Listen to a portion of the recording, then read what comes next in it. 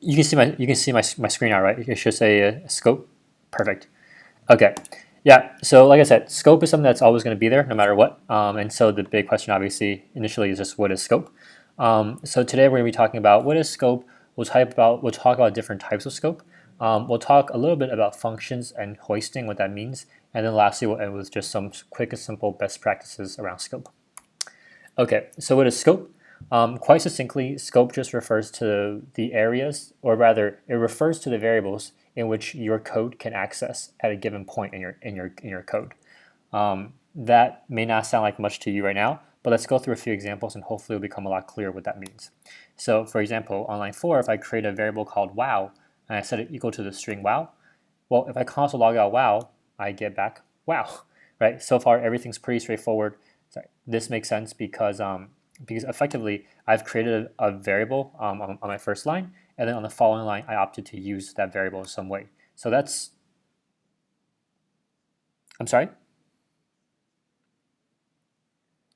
Yep. In this case, it definitely is in the global scope, and because it's in the same global scope, there's also this matter of order as well. So if I was to take another look at another example here, we're going to go back to the var keyword just for a second because it's probably the best way to demonstrate this behavior. But on line 5 here, if I console.log out wait for it, and then I define the actual variable on line 7, wait for it, and then I console log out wait for it again on line 9, the behavior I get actually may be a little bit unexpected. And the reason why is because just because a variable is on the global scope, it doesn't mean that the value is accessible on the global scope. And so that's a pretty key distinction that sometimes trips people up, right? Because especially if you're not careful. So what does that mean? It means that for a given variable, if it's on the same scope as you, you have access to it, right? If you create it with a var keyword, you have access to that variable, but you don't have access to the value until that line of code actually runs. We'll talk a little bit more. We'll talk a bit more in detail around why this is when we talk about hoisting. But just to be aware, right, in JavaScript at least, when you're looking at variables created with the var keyword, you will have access to the variable if it's in the same scope, but you might not necessarily have access to the value. And so in this case, on line 5, we have access to the variable wait for it. We don't have access to the value of wait for it, and that's why on line 5, when we console log out wait for it, we get back undefined. On line 7, we actually create and assign the value here I am to wait for it. And then on line 9, when we console log out wait for it again, we get back the actual string here I am. So global scope, in essence, just refers to kind of the outermost levels of scope. And in global scope makes sense once we kind of take a look at other definitions of scope as well. So for example, one other type of scope that's very common is what we call functional scope. Functional scope basically refers to the area inside a function. When I think of scope, I like to think of the analogy of a sandbox, as in when you create a function, right, you're basically creating a sandbox of, hey, everything in between this open and closed curly brace belongs to the sandbox or the scope of this function. And so the rule that we want you to kind of take away here is that variables declared inside of a function are only usable inside that function. Right? Variables that are created in a given sandbox can only be used inside that sandbox. No one outside of that sandbox can use it. And so here on line 5, we create a function called happy function. On line 6, we create a variable called message equals I am so happy. And on line 7, we console log out message, right? On line 10, we then execute the happy function, right? We run it. On line 10, when we execute happy function, I go down to line 10, it takes me back to line 5, then line 6, then line 7. And that's why I see printed out, right? The I am so happy, that comes from line 7. But with that, when I move on to line 11 in the code and I say, can you console log out message for me? I get back an error. More specifically, I get back a reference error saying, hey, this variable that you're trying to print out, it doesn't exist, right? And why is that? It's because the variable message was created, right, on line 6 there. It was created inside the scope of the happy function. Yep.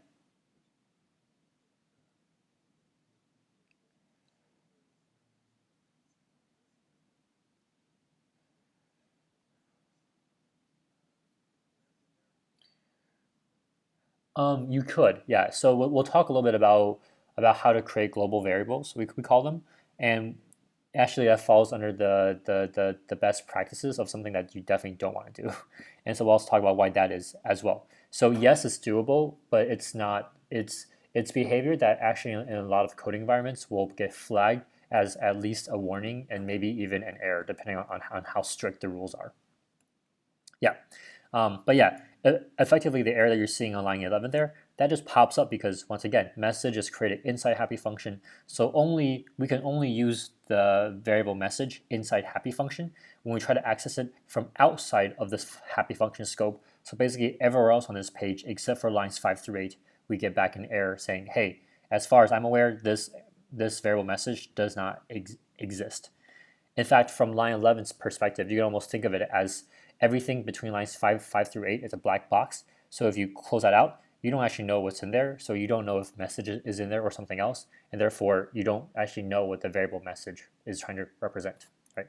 So this is an example of a scope that we create within the global scope, right? It's called a function scope because once again, the edges of the sandbox, if you will, the limits of the scope are defined by the happy function curly braces. So what happens to the variable is defined both locally and globally. So here on line 3, we have a variable called message, and we set it equal to the string think globally. On line 5, we create a function called logs a message. We have a message, we console log out the message, and then on line 12, we run log a message. Okay, so once again, right, the key distinction here is on line 3, we create a variable called message. On line 6, we create another variable called message, right? And on line 9, we console log out message. And so the question becomes on line 9, which variable message is being logged out? Is it the one that we created on line 3 or the one we created on line 6? And the answer is it's the one we created on line 6 because whenever we try to use a variable, we will try to use the definition of the variable that is closest to where it is being used, right? So on line 9, we're trying to use a variable called message.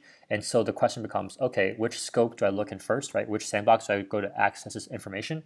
And the answer is, oh, well, I am in this logs a message function scope between lines 5 through 10. And so therefore, I will actually try to find a variable called message within this logs a message function first. If I find it, I'll use it. And in this case, we do, right? We find it on line 6. And so that's why the message that gets printed out is the act locally message. Let's contrast that with something like this now.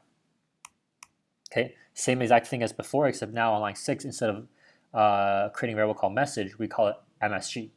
On line 10, when we try to console log out the variable message again, the computer goes through the same process every time, right? It will say, great, I'm looking for a variable called message. Where is it? Well, let me look in my own sandbox first, right? Let me look in the scope of the logs and message function. It looks in between lines, 5 through 11, says, great, there's no variable called message. Okay, great. Let me look in the next outer level of scope, right? Which in this case is the global scope, right? And so because I can't find it in lines 5 through 11, let me look for a variable called message between lines 1 through 14.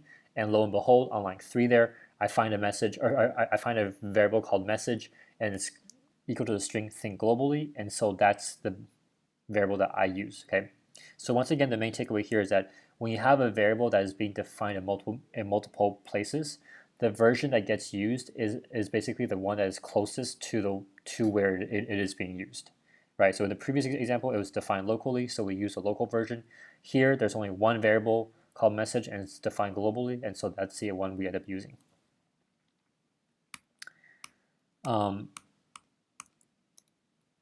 And so this is something that's it's more of an oversight than anything else.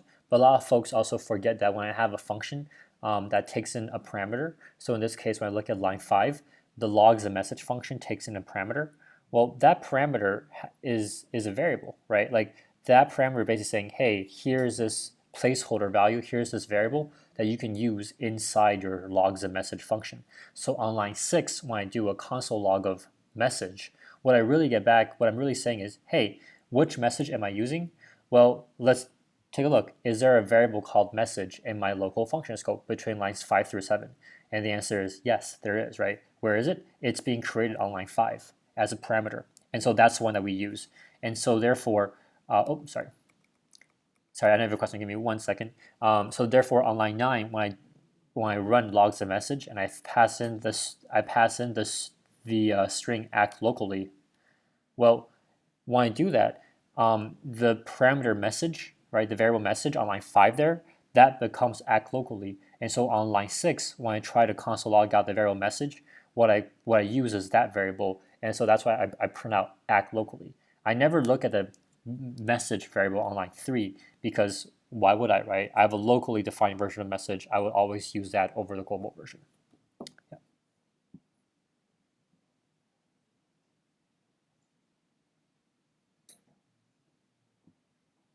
Yeah, great question. So even if I leave that blank, I don't know if we have an example. Okay, maybe we might have an example coming up later, but I'll just kind of verbally say really quickly that even when I pass in nothing in JavaScript, that doesn't mean the variable doesn't exist, right? It just means I set the variable to a blank value, which in JavaScript isn't undefined. And so if I was on line 9 there, if I was to say log a message, I have my open and close parentheses, I don't put anything in between them, then on line 5, the variable message, the local message, still gets created. The value of it is just undefined. Yep. Sorry. So the best way to answer any questions is just to run the code so we can see it together. Make sure we're talking about the same thing here. So let me just. So your question is, if I do this, then I obviously get back act locally, right? Because that's the version that gets used. And what you're saying is, what if I just delete all of this together, right? Right. So in that case, then what I would get back is undefined. And the reason why is because here I'm essentially saying is let message equal, and then even though it's nothing, so by default in JavaScript it becomes undefined.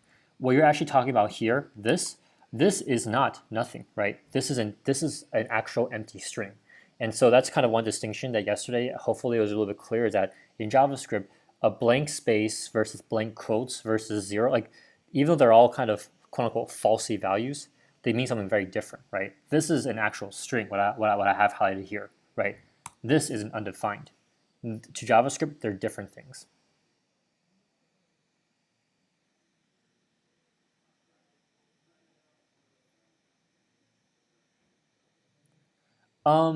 You would. I mean, so it may not happen intentionally. Like I would say in something like that's very short, it's probably bad practice. But the truth is that if you're talking about a really large piece of code, there might be thousands of lines of code. Like sometimes you just don't know what else is in the page, and you don't have the patience to check, right? And so when it, yeah, so you might accidentally make an override, but even when you do it, it's quote unquote safe, right? Because if I'm using this message variable, I know where it's created. So every time I use it inside here, I know exactly what the value is, and hopefully that kind of also kind of hints at kind of the problem with global variables, right? Is that when you create a global variable, you don't know where it's being used, or more importantly, where it's being modified at. So, yep. So, and these are all really good questions. So if we just keep going through this, then if I take so one of the things we also just kind of, and hopefully it's something that you haven't thought about yet, but once you do, it becomes very clear. Obviously, it's not just a global scope and then a function, right? We have a function inside a function inside a function inside a function, right? This level of nesting never really stops, or we can go on for an indefinite amount of layers. And so on line 2 here, we have this variable called global var, and we set it equal to the string global. On line 4, we have this function called outer, and inside this function, we have this variable called outer var, which equals the string outer. And inside that, we have this function called inner. And inside there, we create on line 8 the variable inner var, which set it equal to inner. So on line 9, when I console log out global var, outer var, and inner var, well, when I try to console out global var, it looks inside the inner quote function scope first between line 7 and 10. It says, hey, where's global var? And the inner function says it doesn't exist. So then it says, okay, great, let's go out one more level, right? What's the scope that I'm in? Well, the next outermost level is not the global scope, it's the outer function scope, right? Between lines 4 through 12. So then we look for the variable global var inside the outer function scope between lines 5 through 12, between lines 4 through 12, and we don't find it still. So then we say, let's go out one more level, and then we hit the global variable, and we say, okay, if there's no variable called global var in the global variable, then it doesn't exist. But on line 2 there is, and it's a string global, and so that's what we use. and we repeat the same process for out of R, right? When we try to print out out of R, we look in lines 7 through 10 for out of R, we don't find it. So then we look in lines 4 through 12 for out of R, and we do find it there on line 5. And then we move on to inner var, which we find right away in our local scope on line 8. And so that's why when I print out those three things, that's kind of the order in which the computer is able to locate each one of those values. Okay. Okay. Yep. So this is the slide we just saw. And then if I was to do another example here, right? This is the same as before, except now we just kind of want to make sure that you're kind of, you understand that when there's a collision, right? We still, when there's multiple variables named the same thing, we still look for the one that's most local to us. So here on line 2, we have a variable called collision. On line 4, we made another parameter, so another variable called collision. And on line 7, we created, once again, another variable called collision. Well, on line 8, when I actually use collision, console.log out a collision on line 8 there, I look for collision in my nearest local scope first, which is the inner function between lines 6 through 9. I find it right away on line 7, and so that's what I use, right? So it goes back to this idea that the variable that we use in case of multiple variables having the same name, we always use the one that's closest in scope, the one that's closest to us by proximity.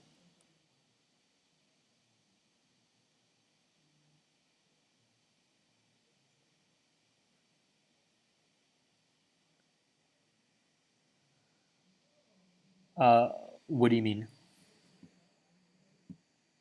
Yep.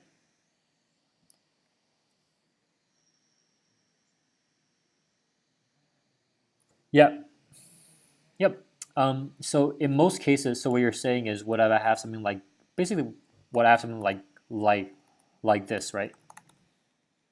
Yeah. So if you do this, yeah, if you do this, I think most, I mean, let me check with REPL here. If you do this in a lot of environments, it'll actually give you back a warning or an error. And what it'll tell you is that you've already created the, yeah, okay, so in this case, it'll give you an error.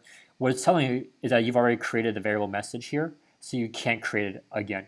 It's identical to me saying, hey, let message equals this, and then let message equals, like David.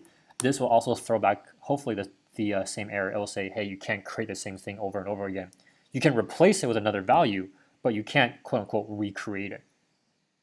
Yep. Cool. Yep, so this is where we just were.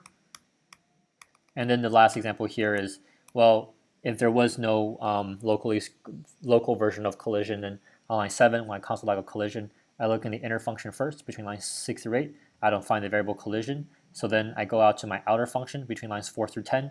Do I see a variable called collision? I do. It's there on line 4. It's a parameter of whatever was being called. It looks like it's being called on line 12 with a string outer. And so when I console log out collision, I get back outer.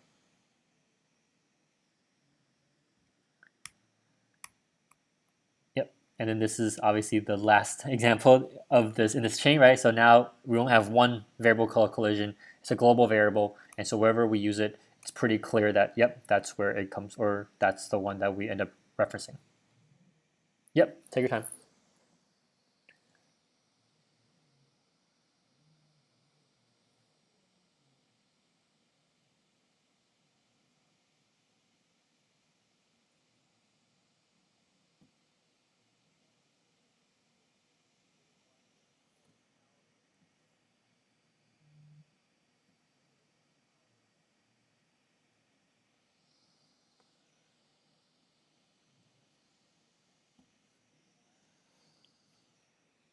Sure. So on line 12 there, that string outer, that just happens to be a random string value. So that could be any value. It doesn't have to be the string outer. Yep, right. And actually, we know for a fact that it's going to return global because guess what? Even though here on line 12 we pass in this string value, this argument, on line, when we look at the outer function, this doesn't actually take anything in. And so whether or not we put anything in here, it doesn't get stored anywhere. And so I know for a fact that this is not going to impact anything else in the function, right? Because it's not being used anywhere. Yep. Cool. Awesome. So, so the idea is that if I'm inside of another function, yeah, you can think of almost like when we look at scope, we're almost like radiating outwards. Like I start in my local scope, then I look in my next outermost scope if it's a function, then I look at my next outermost scope, and so on and so forth. The opposite is not true, right? And we saw this earlier with the idea of the global variable and message. If I'm outside of a function, I can't look at the variables inside that function. So here, if I have online, okay, so if I create a function called outer function, and I have a variable called outer var, and then I have a variable called inner var. On line 8, when I console log out outer var and when I console log out inner var, that's totally cool, right? Because I can look outwards for the outer var variable. But on line 11 there, when I try to console log out inner var, well, inner var only exists within the inner function between lines 6 through 9. And on line 11, I'm trying to get access to a variable that exists between lines 6 through 9. And I can't do that, right? Because I can look outward into my scope, and I can't look inwards into my scope. And therefore, when I run this function, I will end up printing out outer inner first because that's line 8, and that will run fine. But then when I get to line 11, I get back an error saying, hey, the inner var variable doesn't exist. Because from the perspective of line 11, I don't know what's inside the inner function. I don't know what's inside line 6 or 9. And so as far as I'm concerned, there is no variable on this page called inner var. One analogy I've used before that it may work, it may not work, is like if let's say I'm a kid and I need money, like yeah, maybe I'll look in my own bank account first. But if I don't have money, then I'll look in my parents' bank account, right, and ask them for money. And if they don't have money, then I'll ask my grandparents for money, and so on and so forth, right? I can kind of go outwards in terms of like looking in my parent or parent scopes in the case of this analogy. But if my parents need money, they can go to their parents. They probably won't go into their kid's bank account and try to get money, right? Right. So hopefully that analogy holds true in a lot of cases. But it's kind of a way to think about it in terms of you can always look outwards, but you can't look inwards, and that's by design, because the reason for that is kind of quite clear, right? That if I create a variable inside my function, I only want people inside my function to be able to use it. I don't want complete strangers from outside this function accessing those values or manipulating those values. So in this case here, and this, oh yeah, so in this case here, we're actually looking at a very similar example. The main difference here is, notice how in line 11 we call the inner variable, right? And we don't pass anything in. We don't pass an empty quote. We pass nothing in. But when I look at line 7, the inner function is expecting a variable, a parameter, or an argument for outer var. And so therefore, outer var becomes undefined. And so on line 9, when I console log out outer var, I get back undefined. Yep, take your time. Take your time.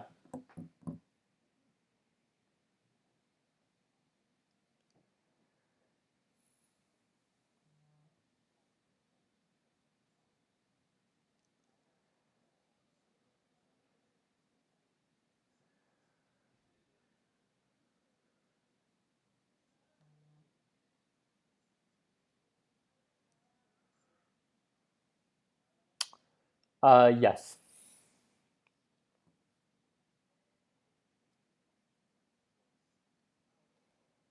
Mm-hmm.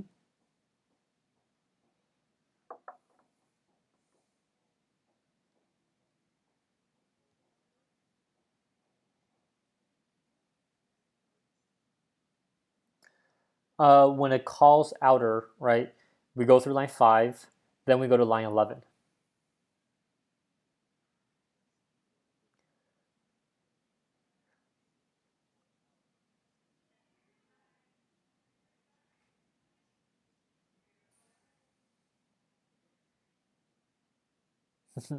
Take your time.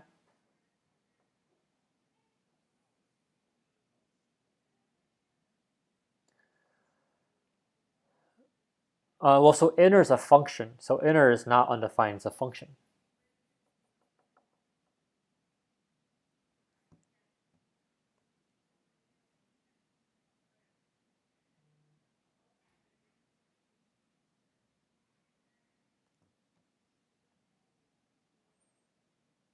Okay, so let's take this one at a time. Right? So let's say we go through lines 4 through 12. All we're doing is creating a function. We don't know what's in it, and we don't care just yet, right? We go to line 14, right, and we call the outer function. That then takes us down inside the outer function into line 5, right? So on line 5, we create a variable called outer var. We set it equal to the string outer. On line 7 through 10, we have a function. We don't know what it is yet. We don't care just yet. We go to line 11, and there we call the inner function. So then that takes us now to line 7. Right? Are you with me so far? Yep. Yep. So on line 7, when we call the inner function, the variable outer var is equal to undefined because we didn't pass anything in the inner function when we invoked it, right? And then we go to line 8, we create a variable called inner var, and we set it equal to the string inner.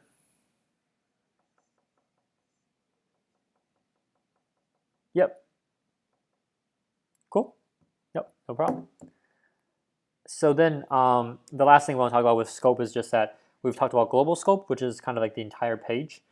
Function scope are defined by the curly braces are set up by a function.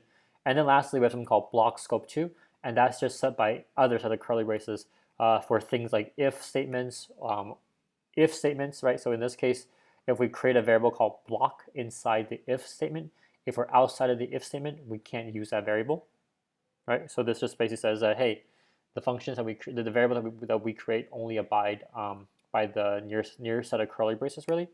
And then one thing to just kind of note as like an FY is that the people don't use var as much anymore, the var keyword. They use let. The var, if you create a variable using var, it actually bypasses block scope, which means that it only respects function scope.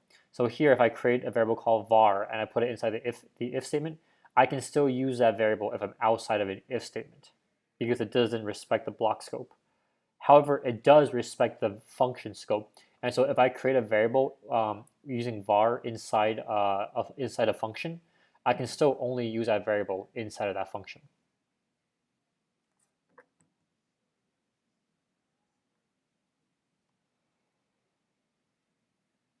Yep. Yep. Yep. Yep. Cool. Yeah. So then so a couple of things to also notice here is that there's basically two ways to define a function. There's something called function declaration and also function expression. The difference between the two is very nuanced, and I would say that for now, like honestly, don't worry about it. I think using function declaration is probably the best way to go at this stage, just kind of universally. If you're interested in learning about the very kind of subtle details of why they're different, you can kind of do that at a later stage because right now I think it probably does more harm than good in terms of confusing you. But the point here is that when you create a function using function declaration, i.e. you do it on line 6, right? You use a function keyword and then you put in the name of the variable and then you define the function. You can call that function anywhere on this page. And so here, even though we create the function between line 6 through 8, we actually use it on line 4, and that's totally fine. Right? And the reason why is because the way that JavaScript actually reads code is that it does it twice. It scans through the code twice. On the first scan through, it actually takes all of the variables and all of the functions that are made with function declarations and puts them at the very top of the page, right? We kind of hoist those things up. That's what we call it, hoisting. And then on the second run through, if it sees a variable, that has been created, it gives you a reference to that, but the value is so undefined because we haven't assigned it the value yet. That's why on the very first example in this workshop, what I said was, hey, you know how I can create a variable and then it's undefined until I define it later on? The reason why it's undefined is because on the first pass through, JavaScript actually takes that variable and says, I acknowledge that this variable exists. I don't know what value it is just yet. I'll figure that out on the next pass through, but I will acknowledge that it exists. With function declaration on the first pass through, JavaScript says, oh great, here's a function. Let's put it on the top of the page so that on the second pass through, no matter where we're using this function, I will already know what it's supposed to do. And so that's kind of the distinction between functions and hoisting. As a best practice, especially when you're first starting off, I still would recommend that in general you define things first and then you use it. So when you read the code, it's very clear. But this is just to let you know that when you read other people's code, that it does work and there's a reason for that. It's because of hoisting. Cool. Yep. And then, so the other way to define a function is like this, right? Where you actually create a variable first. In this case, let x or let will this work equal the function, and then you define a function this way. And here, when you try calling it before the function is quote unquote created, it doesn't work. And why? Because if we go back to the hoist example, on the first pass through, all JavaScript says is, hey, there's a variable on this page called will this work? What's the value? I don't know yet, but I will acknowledge that it exists. On the second pass through, it hits line 4. It knows this variable exists, and it tries to run it, and you can't run undefined, right? So if you look at the error, it's actually really interesting. The error doesn't say, will this work does not exist. The error says, will this work is not a function, because it's undefined. And so that means like that variable was hoisted, but the value has not been created yet. Cool. All right, so scope best practices. I can pretty much sum this up for you in basically one sentence, which is don't use global variables. And why is that? Well, it's because if you think about it, if you have a global variable, so let's take a look at example on this page, right? Here we have a global variable called always true. Or sorry, we have a variable called always true. That's global because it's created on the global scope. On line 4, we reset always true to equal to false, right? It started as true on line 2. On line 5, we made it false. Well, and then we actually execute that function on line 8. On line 10, when we use always true, we don't actually know who or what has changed that global variable, right? Yep.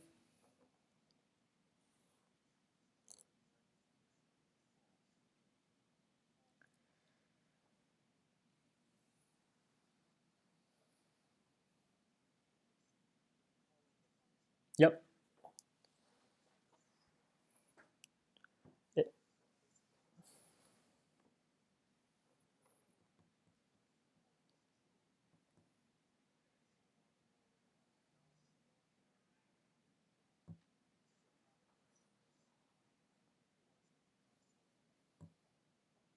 yep.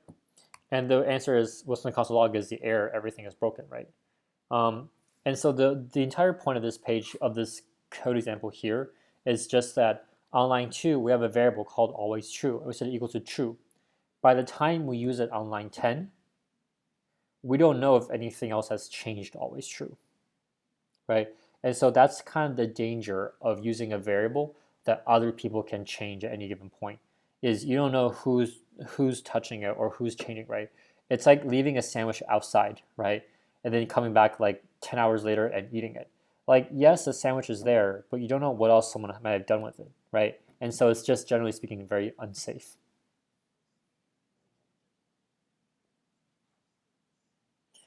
Cons my cons could work because you're basically setting the value to be always true. But even then, the point is that even then the mm, let me see. Well, so no. So if const for a string, it will work. If const was like an array or something, it wouldn't work because you can still modify the array without redefining it. Yeah, the point here is not necessarily kind of what data type that it is. It's just that this is why global variables are just very dangerous. Is because you have a variable, you don't. Everyone else has access to read it and change it, and so whenever you use that variable, you don't actually know what the value is anymore, and that's why it's dangerous. So if we keep going, so now here's an example, right? Of so rather than saying, hey, in the domami function, let's not change the global variable of always true. Let's create our own version of always true on line 5 there. So now I know that whatever changes I make inside the domami function will be contained only in the domami function. Well, then now it's fine because now when I run it on line 10, because nothing else is changing the always true global variable, I can print out all as well. So the only difference here is on line 5 there, instead of changing the global always true variable, we're now just changing we're creating and changing the local version of it. Sure.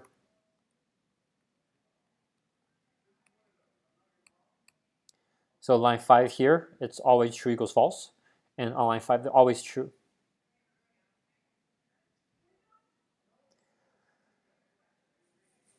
Yep. Yep. Yep. So yeah, so with scope best practices, generally speaking, you don't want to also use global variables because you might cause collisions, right? If you use too many global variables, it's hard to know who else is using that variable name on that same page or that code snippet. And so really, generally speaking, there is going to be very little need for you ever to define a global variable. In a lot of code environments nowadays, they actually see that as like an error or like a violation or at least a warning of some sort. So just be careful when you do use that. Yeah, and that's pretty much it for today. Um, so any questions?